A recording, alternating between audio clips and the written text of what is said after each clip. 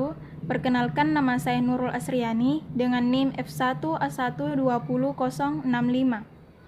Baik, di sini saya akan menjelaskan materi tentang yang pertama yaitu kerja komputer dan yang kedua yaitu bit, byte, dan buzzword.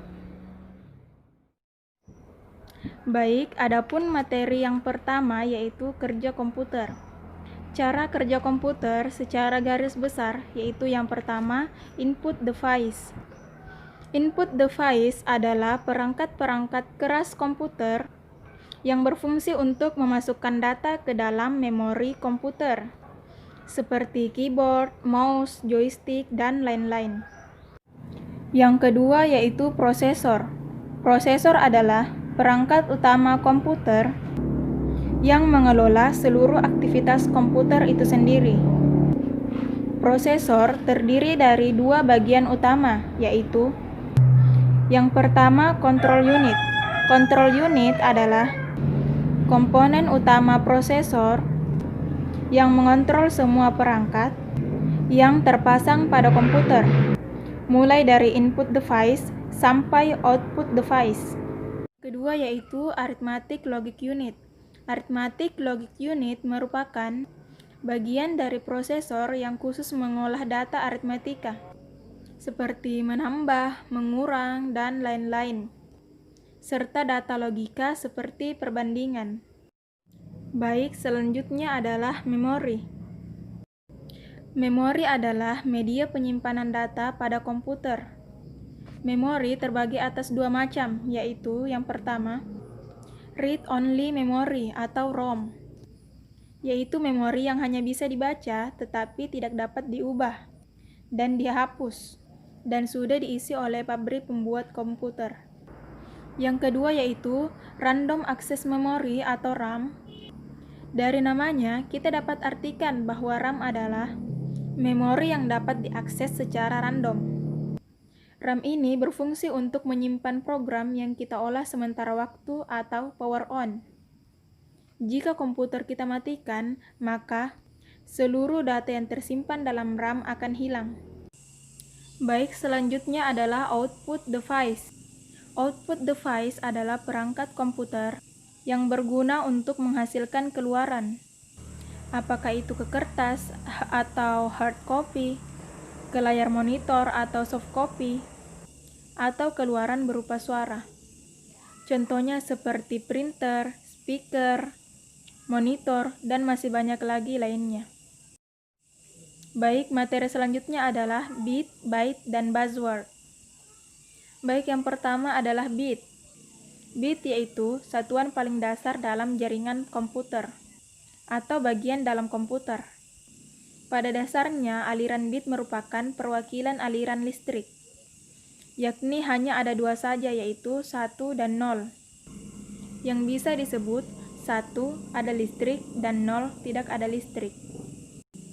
Nah, yang kedua adalah byte. Ini baru satuan paling dasar komputer, di mana 1 byte terdiri dari 8 bit. Oleh karena itu, 1 byte bisa mewakili angka sampai 255 kalau dijelaskan panjang karena berhubungan dengan matematika. Singkatnya, bilangan 15 desimal sama dengan 1111 dalam bilangan bit. Nah, yang terakhir adalah buzzword. Buzzword adalah aplikasi pengolahan data berbasis web. Baik, mungkin itu saja yang dapat saya jelaskan. Materi selanjutnya akan dijelaskan oleh Saudara Asdar Putra Pratama. Assalamualaikum warahmatullahi wabarakatuh. Saya akan menjelaskan inti komputer. Inti komputer terdiri dari prosesor, memori, motherboard, hard disk, power supply, graphic card, dan sound card. Yang pertama, prosesor. Prosesor merupakan otak dari sebuah komputer. Prosesor juga biasa disebut dengan Central Processing Unit atau CPU. Prosesor berkaitan dengan kecepatan kinerja sebuah komputer. Kecepatan komputasi yang dimiliki oleh sebuah prosesor bergantung pada transistor yang terdapat pada integrated circuit atau IC. Sebuah prosesor yang memiliki jumlah transistor yang lebih banyak pada IC-nya akan memiliki kecepatan yang lebih tinggi. Yang kedua adalah motherboard. Motherboard adalah sebuah papan CPU yang digunakan sebagai tempat untuk memasang semua device seperti hard disk, prosesor, memori, dan komponen lain yang mendukung kinerja sebuah komputer. Dalam sebuah motherboard, terdapat komponen-komponen yang tidak dapat dilepas atau onboard dan slot-slot memasang komponen yang dapat dilepas, sehingga memungkinkan penggunanya untuk melakukan upgrade atau overclock seperti komponen sound card, chip mikroprosesor, dan chip RAM. Yang ketiga adalah memori. Memori adalah sebuah mekanisme penyimpanan data yang dimiliki oleh sebuah komputer. Memori utama terdiri dari RAM, ROM, dan cache memori. Keempat, hard disk. Hard disk adalah media penyimpanan non-volatile yang dapat menyimpan data dengan cepat dan memiliki permukaan magnetis. Yang kelima adalah graphic card.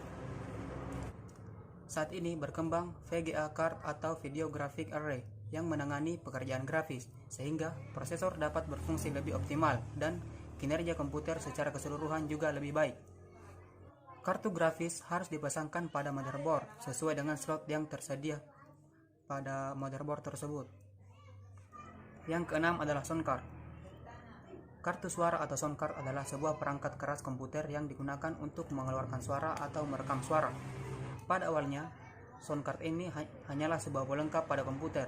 Namun, sekarang, sound card merupakan bagian penting dalam sebuah komputer. Yang ketujuh adalah power supply. Power supply berfungsi sebagai pensuplai tegangan ke komponen-komponen hardware yang membutuhkan arus dan tegangan pada motherboard. Power supply yang sering digunakan ada dua, yaitu model AT dan model ATX. Baiklah, sekian dari saya. Selanjutnya akan dijelaskan oleh saudari Dilla Makfira. Assalamualaikum warahmatullahi wabarakatuh.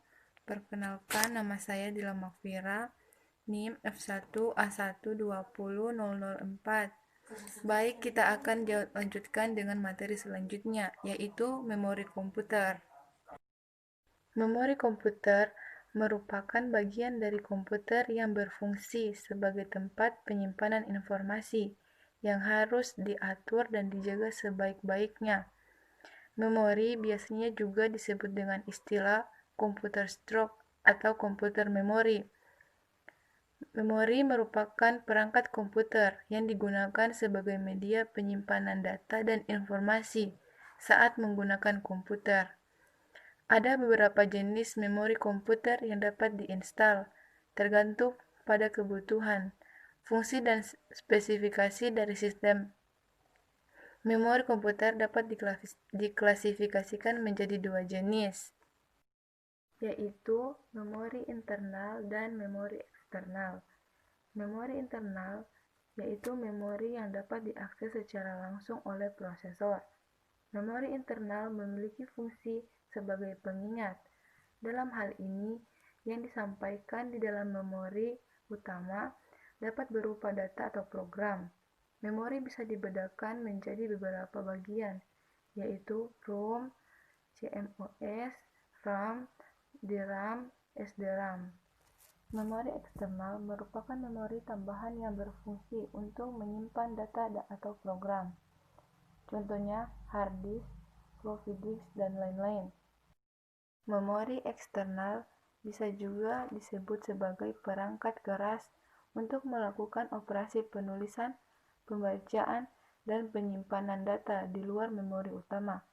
Memori eksternal mempunyai dua tujuan utama, yaitu sebagai penyimpanan permanen untuk membantu fungsi RAM dan untuk mendapatkan memori murah yang berkapasitas tinggi bagi penggunaan jangka panjang. Berbagai jenis memori eksternal, yaitu berdasarkan jenis data.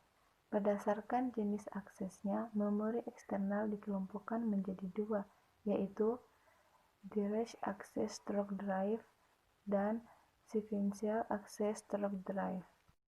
Selanjutnya, kita ke prinsip kerja memori komputer. Di sistem ini, memori adalah urutan bait yang dinomori, yang masing-masing berisi informasi.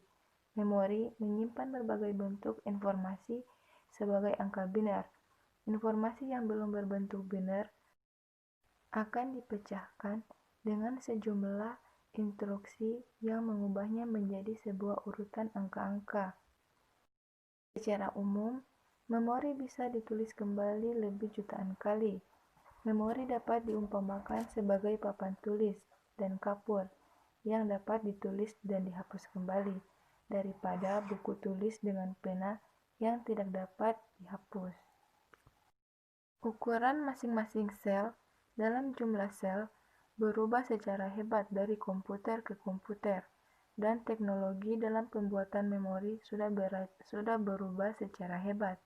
Dari relay elektromekanik ke tabung yang diisi dengan air raksa, di mana pulsa akustik terbentuk, sampai matriks magnet permanen ke setiap transistor, ke sirkuit terpadu dengan jutaan transistor di atas suatu chip silikon.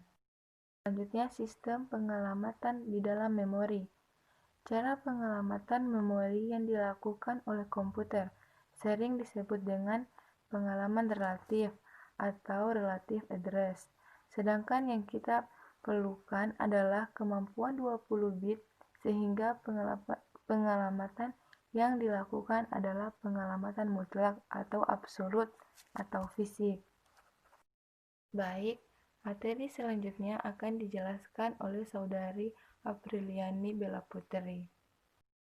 Materi yang akan saya bawakan adalah alat input dan output. Alat input.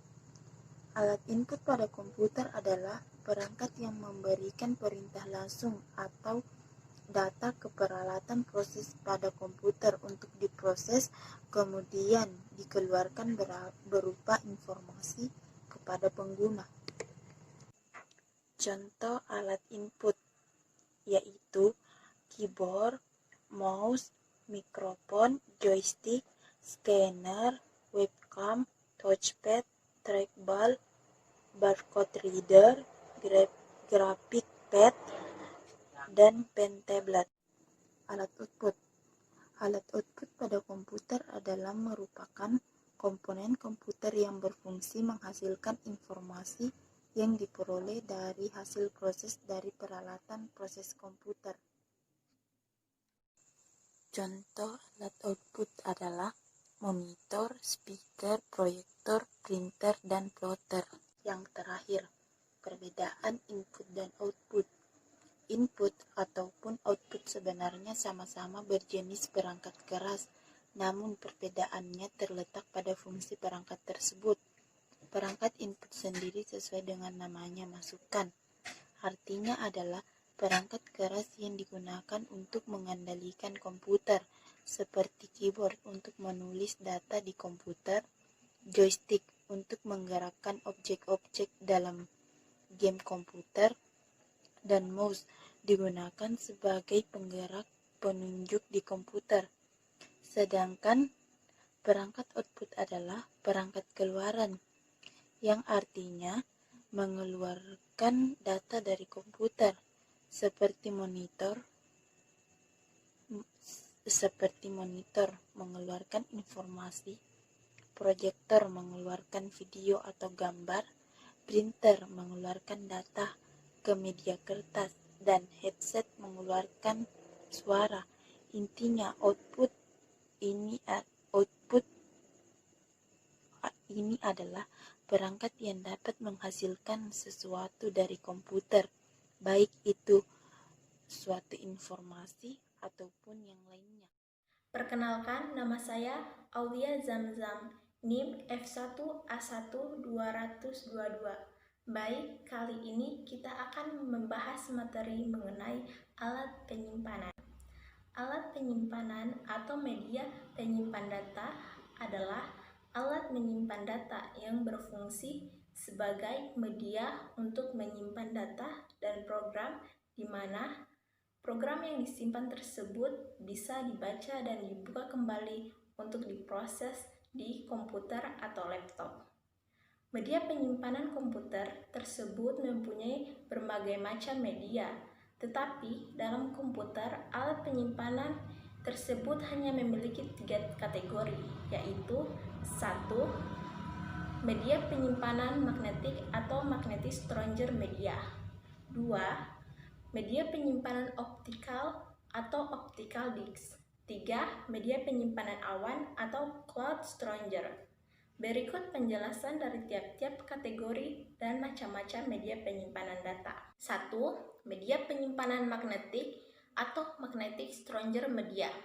Menurut Wikipedia, magnetic disk merupakan piranti penyimpanan sekunder yang paling banyak dijumpai pada sistem komputer modern. Adapun kelebihan dan kekurangan media magnetik tersebut yaitu kelebihannya memiliki kapasitas penyimpanan yang lebih besar dari media penyimpanan lainnya, bahkan sudah mencapai petabit dan kecepatan akses yang tinggi. Sedangkan kekurangannya harga lebih mahal jika dibandingkan dengan media penyimpanan lainnya.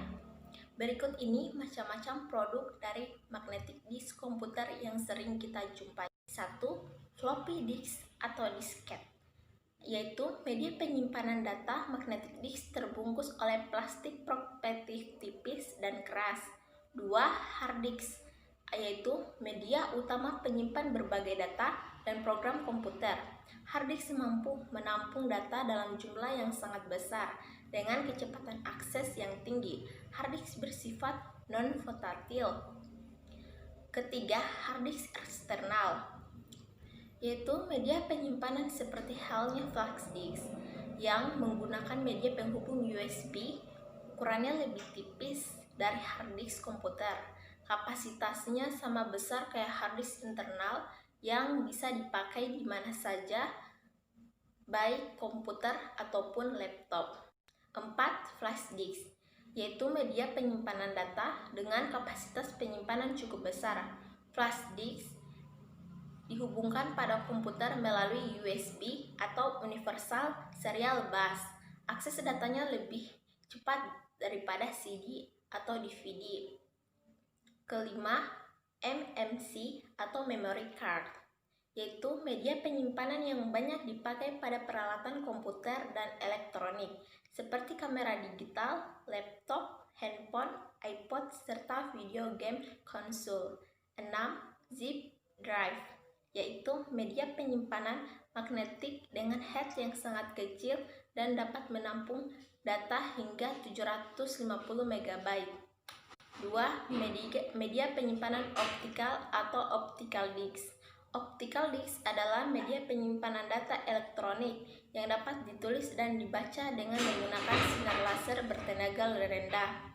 Adapun kelebihan dan kekurangannya yaitu kelebihannya memiliki berat lebih ringan dari beberapa media penyimpanan magnetic disk, sementara kekurangannya yaitu kapasitas memorinya lebih kecil dari magnetic disk dan jika tergores maka resikonya data tidak akan terbaca.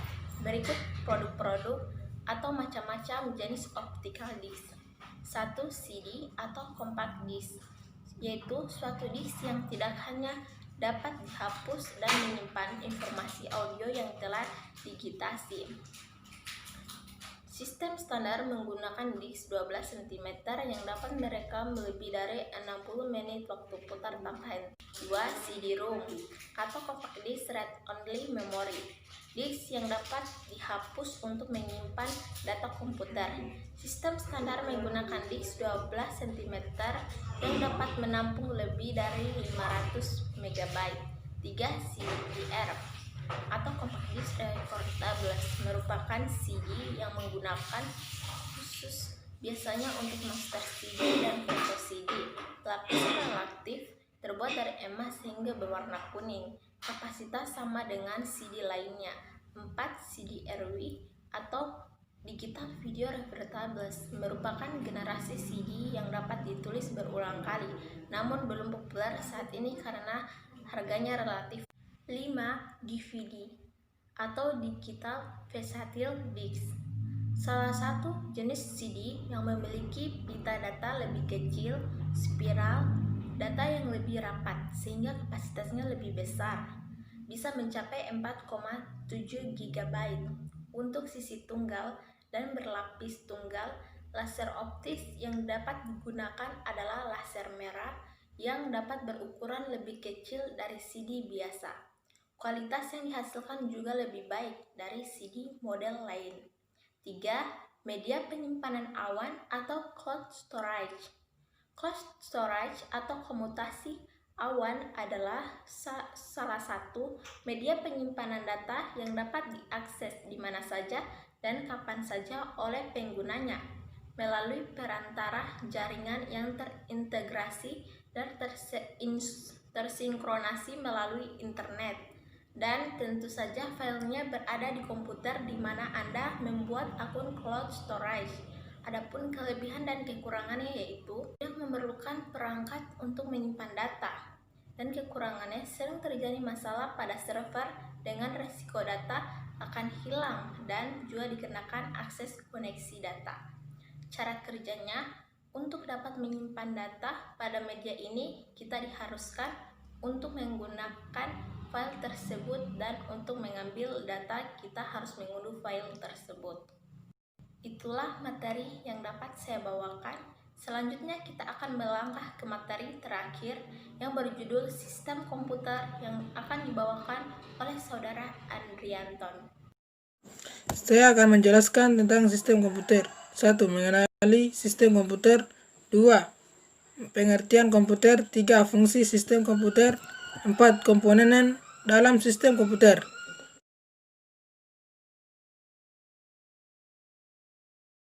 1. Mengenali sistem komputer. Komputer merupakan yang paling banyak digunakan di era ini. Hampir semua kegiatan masyarakat menggunakan sebagai alat untuk bekerja maupun mencari hiburan dan belajar. 2. Pengertian komputer.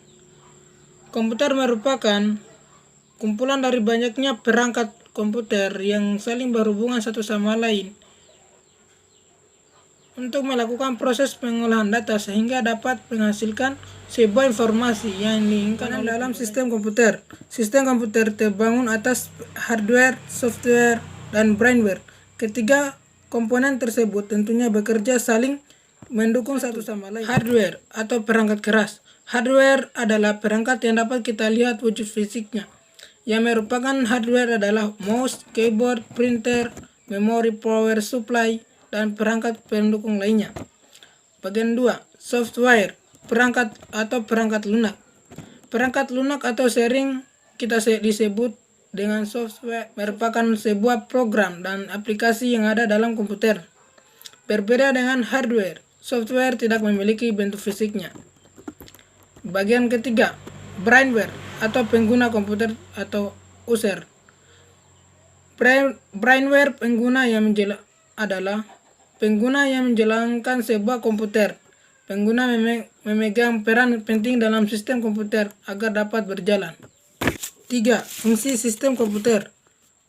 Sistem komputer memiliki 4 fungsi dasar, yaitu 1. Menginput data, 2. Memproses data, 3. Menghasilkan data, 4. Menyimpan data. Baik, itu saja yang dapat kami sampaikan mengenai materi kami. Lebih dan kurangnya mohon dimaafkan. Wassalamualaikum warahmatullahi wabarakatuh.